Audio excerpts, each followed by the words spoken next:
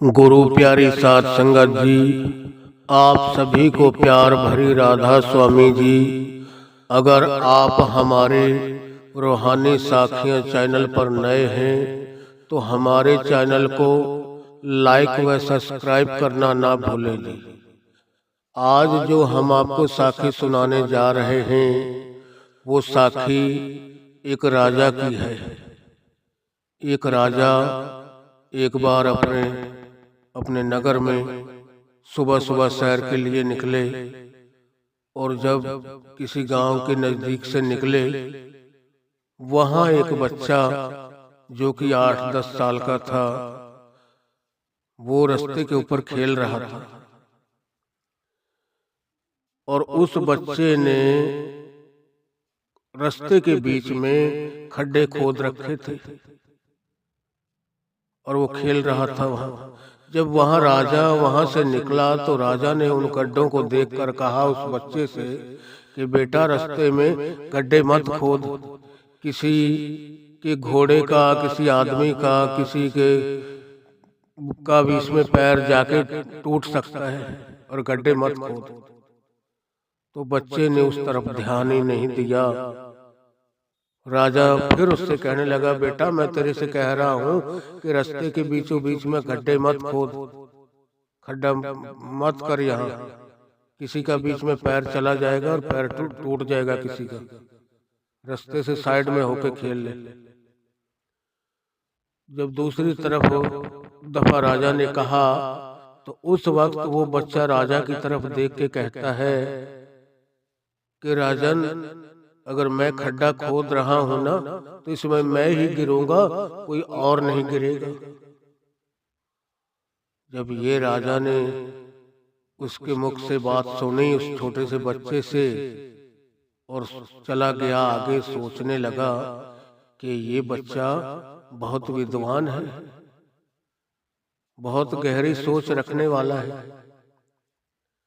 अब उस राजा के कोई संतान नहीं थी। उसके जो राजपाट का वारिस बनने का कोई भी उसके संतान नहीं हुई थी। जब आगे वो घूमने के लिए गया, मगर उसके दिमाग में वही बात चलती रही कि बच्चा तो बहुत इंटेलिजेंट बच्चा है, इसको तो लेना चाहिए, इसी को अपना मैं लड़का बना लूं और कल को मेरे जाने के बाद में मेरे इस राजगद्दी का मालिक यही बन जाए तो बढ़िया है। बच्चा बहुत समझदार और नेक है। अब जब दोबारा वहां से निकला, वापिस आया जब, तो उस जगह वो बच्चा नहीं खेल रहा था। उस वक्त तक वो अपने घर जा चुका था। अब राजा ने इधर के जो वहीं नजदीक घर थे उनसे पूछा कि भाई, अभी कोई 2 घंटा पहले यहाँ एक बच्चा खेल रहा था 8-10 साल का, वो किसका बच्चा है? यह रास्ते के ऊपर खेल रहा था। तो किसी ने बताया कि भाई ये सामने वाले घर वालों का है, इनके 4-5 बच्चे हैं, इनका एक लड़का खेल रहा था रास्ते के ऊपर। अब जो वो राजा था उस घर में गया, उसने उन 4-5 बच्चे जो थे उनमें से उस लड़के को पहचान लिया जो रास्ते में खेल रहा था। उस राजा ने उस बच्चे के माँ बाप से बात की कि भाई, अगर आपको कोई दुख ना हो तो मैं इस बच्चे को लेना चाहता हूँ। मैं इस लड़के, मेरे कोई संतान नहीं है और मैं इसको अपना लड़का बना लूंगा और मेरे राजपाट का ये वारिस बन जाएगा। मेरी जितनी भी धन दौलत, सारी प्रॉपर्टी का मालिक यही रहेगा। अब जब उस बच्चे के माँ बाप ने ये बात सुनी राजा के मुख से, अब कौन गरीब आदमी कहेगा कि मेरा बच्चा बड़े घर का या उस राजपाट का मालिक ना बने। अब उस बच्चे के जो माँ बाप थे वो राजा से कहने लगे कि राजा जी, आपके ही हैं ये, अगर आपको जरूरत है तो ले जाओ बड़ी खुशी से। आपके पास है तो समझो हमारे पास है। हम आपके वहाँ जाते आते रहेंगे, बच्चे से मिलते रहेंगे, कभी हमारी जब बच्चे को मिलने की इच्छा करेगी। तो वो कहने लगा भाई ये बच्चा मेरे को दे दो। अब वो बच्चे को लेकर राजा चला गया। उधर क्या था, पहले जो बच्चा था वजीर का, उस राजा की उस वजीर के लड़के के ऊपर निगाह थी कि इस वजीर के लड़के को मैं ले लूंगा अपने गोद और इसी को अपना लड़का बना लूंगा और ये हमारे इस राजपाट का मालिक, इस राजगद्दी का मालिक, उसी को बनाऊंगा। अब वो जिस दिन सैर के लिए गया था, उसको वो बच्चा एक और किसी गरीब घर का बच्चा था और वो उससे भी तेज दिमाग वाला था। अब जब उस बच्चे को राजा लेके चला गया तो जब वो वजीर ने देखा कि राजा एक बच्चे को और लाया है, तो वजीर राजा से पूछता है कि राजन ये बच्चा कहाँ का है, किसका बच्चा लाए आप? तो राजा वजीर से कहने लगा कि बेटा ये मैं अपना लड़का लाया हूँ बना के, किसी गरीब घर का था, मगर मैं इसको पढ़ाऊंगा लिखाऊंगा, अपने राजगद्दी का वारिस जो है मेरे जाने के बाद सबका यही रहेगा। अब ये बात राजा के मुख से वजीर ने जब सुनी तो वजीर को बड़ा दुख हुआ। अब वो मन ही मन में सोचने लगा कि पहले तो राजा की जो निगाह थी, सोच थी, वो मेरे लड़के के ऊपर थी। अब जब ये बच्चा आ गया है तो अब राजा को तो मेरे लड़के को कहाँ लेगा, इसी को रखेगा।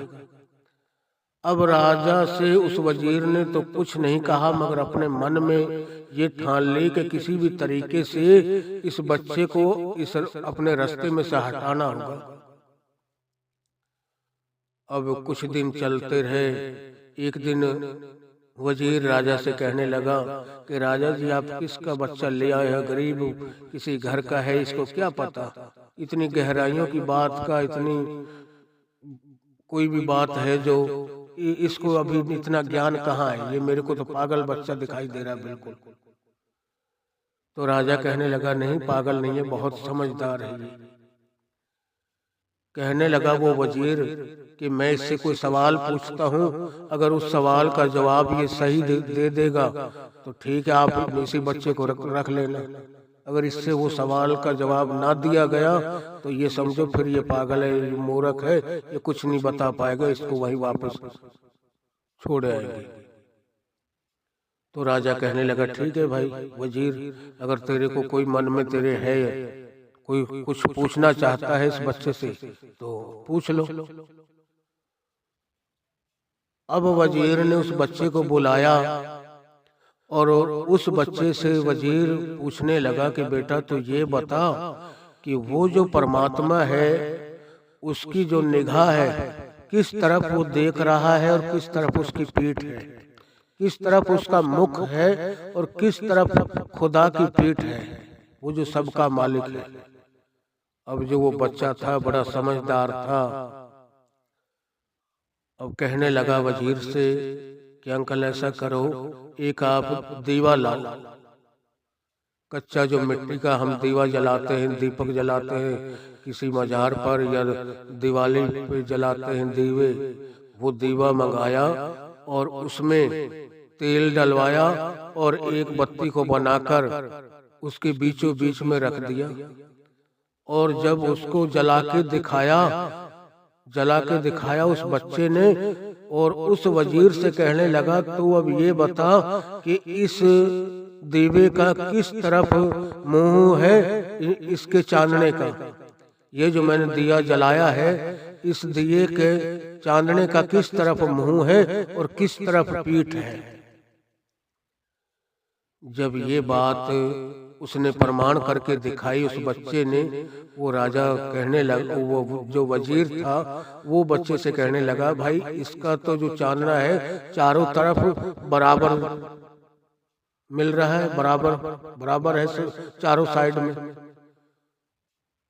तो उस बच्चे ने वजीर से कहा जब इस दिए का, इस दीपक का चांदना जो है बराबर चारों तरफ लग रहा है, इसी तरीके से उस मालिक की भी निगाह इस धरती के चारों तरफ है। ये नहीं कि ये मालिक अगर एक तरफ देख रहा है और उसकी पीठ की तरफ से जो कुछ हो रहा हो उसको कोई पता ही नहीं चलता। जैसे इस दिए का बराबर चांदना चारों तरफ घूम रहा है ना बराबर से, इसी तरीके से मालिक की निगाह बीचों बीच में मालिक है और चारों साइड मालिक के चारों तरफ निगाह होती है उसकी। तो वजीर बड़ा आंखें नम हो गई उसकी, कहने लगा राजा से कि राजा जी वास्तव में ही ये लड़का बहुत तेज है, ये कभी मार खाने वाला नहीं है। अब वैसे उस तरीके से तो उसका दिल मान गया, मगर वो फिर भी नहीं चाहता था कि यही लड़का राजा की इस राजपाट का मालिक बने, ये राजगद्दी का मालिक बने, इस रजवाड़े का मालिक बने, राजे की जितनी धन दौलत प्रॉपर्टी का मालिक यही रहे। वो नहीं चाहता था, वो अपने बच्चे को देखना चाहता था उस गद्दी के ऊपर। अब मन ही मन में उसमें चलता रहा कुछ दिन। एक दिन राजा उस टाइम खाने पीने वाले होते थे, मांस मदिरा पीते खाते थे। एक दिन वो जो वजीर था उस नगरी में जो कसाई था, जैसे बकरे काटने वाले, जैसे सगना कसाई हुआ करता था, आज तो जगह जगह रोडों के ऊपर कसाई बने बैठे हैं, उन्होंने मुर्गों की दुकानें खोली हुई हैं। उस वक्त कोई एक आध होता था गिना चुना और वही इस काम को किया करता था। तो उस नगर में जो कसाई था उससे मिलने के लिए एक दिन वो वजीर पहले गया और उससे जाके सारी बातचीत करके आया और कुछ पैसे दे के आया उसको, और उसको बता दिया कि मैं एक बच्चा है 8-10 साल का और मैं उसको मांस वगैरह लेने के लिए भेजूंगा और थैला दूंगा, कुछ पैसे दूंगा, और तू उस लड़के को अपने अंदर में लेके और उसी को काट पीट के और नीचे गड्ढा बना के दबा देना, मैं राजा को अपने आप दबा दूंगा। अगर राजा कुछ कहेगा तो वो लड़का नहीं आया, कहाँ रह गया, क्या बात है, तो मैं राजा से कहूँगा राजा जी वो किसी देहाती बच्चों का था, गांव वालों का था, वो कहाँ रुकने वाला है, वो तो अपने वहीं घर बार परिवार में माँ बाप बहन भाइयों में खेलना चाहता है, वहीं चला गया होगा, कहाँ रुकता है वो। मैं उसको राजा को वो बात को वहीं के वहीं दबा दूंगा। अब एक दिन उनका प्रोग्राम बना खाने पीने का, तो वजीर की जो निगाह थी उस बच्चे को मरवाने की थी। वो कसाई से पहले बातचीत करके आ गया था कि मैं ऐसे ऐसे एक बच्चे को भेजूंगा और तू उस बच्चे को खत्म कर देना, ये मैं इतने पैसे तेरे को दे के जा रहा हूँ, बाकी जब तू काम कर देगा बाकी रकम तेरे को और दूंगा, तेरे को खुश कर दूंगा, मगर उस बच्चे का पता नहीं चलना चाहिए, यहीं अपने घर में ही दफन कर देना उसको।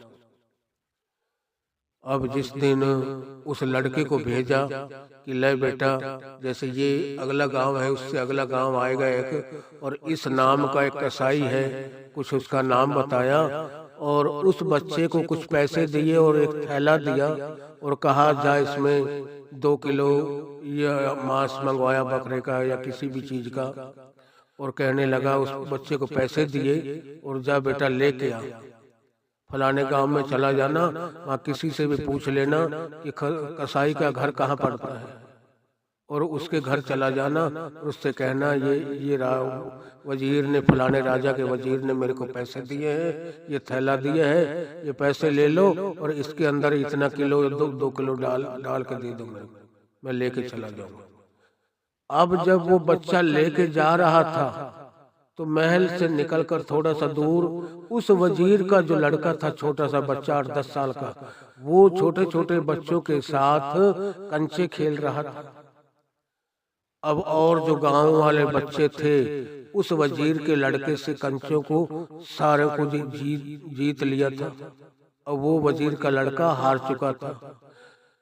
अब जब वहां से वो लड़का निकला जिसको राजा लेके गया था, उसी के पिता ने, वजीर ने भेजा था कि जा मांस लेने के बहाने उसको मरवाने के लिए।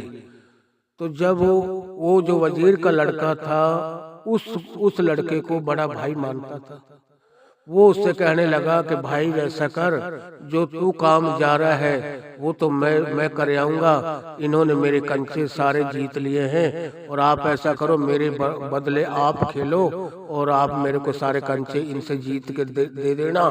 जो कुछ सामान लेने के लिए आप जा रहे हो वो सामान तो मैं ले आऊंगा। उसने कहा ठीक है भाई।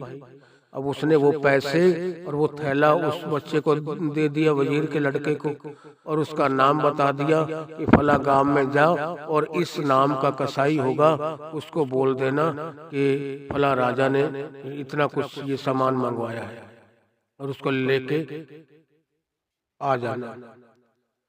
अब वो जो कसाई था उसने तो ना वो जो जिस बच्चे को राजा लेके गया था ना उसको उसने वो बच्चा देख रखा था, और ना ही उसने उस वजीर के बच्चे को देख रखा।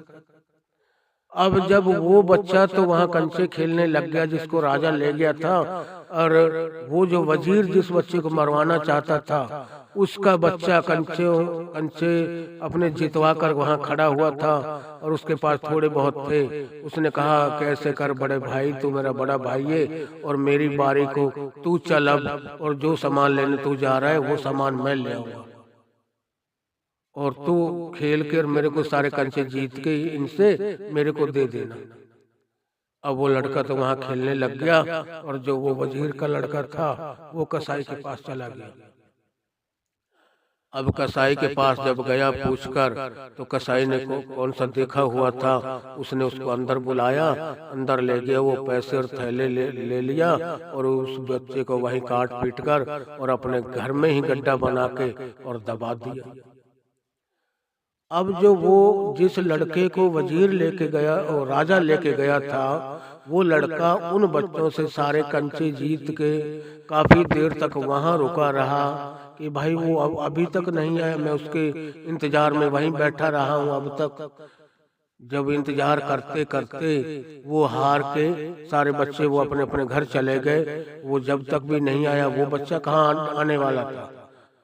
उस वक्त वो जिस बच्चे को राजा लाया था वो राजमहल में चला गया, और जब वो निगाह उस वजीर की पड़ी उस बच्चे के ऊपर, कहने लगा बेटा तेरे को वो सामान लेने के लिए भेजा था वो कहाँ है, लाया तू जिस कसाई के पास आपको भेजा था। तो उस बच्चे ने कहा कि अंकल आपका बच्चा वहाँ बच्चों और बच्चों गांव वालों बच्चों के साथ कंचे खेल रहा था और वो हार चुका था, थोड़े बहुत उसके पास थे, तो उसने मेरे से कहा कि भाई तू मेरा बड़ा भाई है, तू इनसे सारे कंचे जीत ले और मेरे को दे देना, और मेरे बदले में तू खेल, और जो सामान तू लेने के लिए जा रहा है वो काम मैं करके लाता हूँ।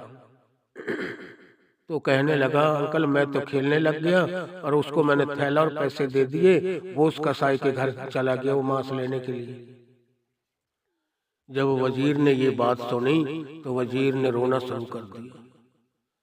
अब वजीर का दिल मान चुका था कि वो मेरा जो बच्चा है वो अब जिंदा नहीं है। अब इतने में राजा आ गया। राजा पूछने लगा वजीर से कि वजीर रो क्यों रहे हो आप, क्या बात है। अब जितना उसको चुप कराए वो ज्यादा ज्यादा रोना शुरू कर दिया। क्यों, उसका इकलौता बेटा था और उसने मरवाना किसी दूसरे को चाहा, मगर उसका खुद चला गया। तो वो राजा के पैरों में गिर पड़ा, कहने लगा राजा जी मेरे से बहुत बड़ी भूल हुई, और जिस बच्चे को तुम लाए हो वो बच्चा तो बच गया और मैंने अपने बच्चे को मरवा दिया। मैंने बुरा तो किसी दूसरे के बच्चे के बारे में सोचा था बुरा करने को, और हो मेरे बच्चे के बुरा गया। कहने लगा क्या बात है। तो उसने वजीर ने राजा को पूरी बात बताई कि राजा जी चाहे आप छोड़ो चाहे मेरे को भी खत्म करो, मेरा बच्चा तो इस दुनिया से चला गया। मैंने मरवाना तो चाहा था ये बच्चा कि ये हट जाएगा, आगे से खत्म हो जाएगा, तो मेरे बच्चे को राजा अपने गुरगद्दी का वारिस और अपने राजपाट का मालिक बना देंगे। इस लालच में आकर मैं इस बच्चा मरवाना चाहता था जिसको आप लाए थे, मगर वो बच्चा बच गया और मेरा बच्चा इस दुनिया से चला गया सिर्फ मेरी वजह से, मेरी कमी की वजह से। मेरे लालच ने ही मेरे बच्चे को मरवा दिया। तो उसने जब सारी बात बताई तो राजा ने बहुत माथे पे हाथ रख के बड़ी चिंता व्यक्त की। सोचने लगा, कहने लगा, अरे मूर्ख, अपने इतनी बड़ी महान गलती की। आज बता, तेरा इकलौता बेटा और तू किसी का दूसरे का बुरा मांग रहा था, तो आज तेरा खुद का हो गया। इसीलिए कहते हैं कर भला हो भला, अंत भले का भला। इसीलिए हमारे 10वें गुरु गोविंद सिंह ने अपनी वाणी में कहा है कि जो तो को कांटा बोए वाको बोए तो फूल, तो है फूल को फूल है वाको में त्रिशूल। कि जो तेरे रास्ते में कांटे बोता है तो उसके रास्ते में फूल बो, तो ही फूल को फूल है वाको में त्रिशूल। कि जो हम अपने हमारे लिए जो कांटे बोता है, हम उसके आगे फूल बोएंगे तो उसको हमको फूल के फूल मिलेंगे और उसको वही कांटे त्रिशूल बन के लगेंगे, उसी के शरीर में चुभेंगे, हमारा कुछ नहीं बिगड़ेगा। तो हमें भी चाहिए हर वक्त अच्छा सोचें, अच्छा करें, किसी का बुरा मत सोचें। जब हम दूसरों का भलाई, दूसरों की अच्छा मांगेंगे तो हमारा ऑटोमेटिक मालिक करेगा। ये कुदरती उस कुल मालिक का एक नियम है। जब हम किसी के बारे में बुरा सोचेंगे तो हम तो अभी सोचेंगे ही, हमारा हो ही जाएगा। हम किसी के बारे में करना कि सोचेंगे किसी के साथ गलत, और हमारे घर में वो काम हो जाएगा। तो हमें चाहिए हर वक्त उस मालिक के हुक्म में, उसके भाने में रहते हुए उसकी भजन बंदगी करें, ताकि हमारी भक्ति की लाज वो मालिक जरूर रखे। हमारा परमार्थ भी बनाते हैं, हमारा सतगुरु, और स्वार्थ भी बनाते हैं। हर वक्त हमारे अंग संग खड़े होते हैं, दुख में सुख में हर वक्त हमारे सहाय होते हैं। तो हमें भी चाहिए अपने सतगुरु के हुक्म में रहकर, उसके भाने में रहकर हम भजन बंदगी करें बिगर नांगा। राधा स्वामी जी।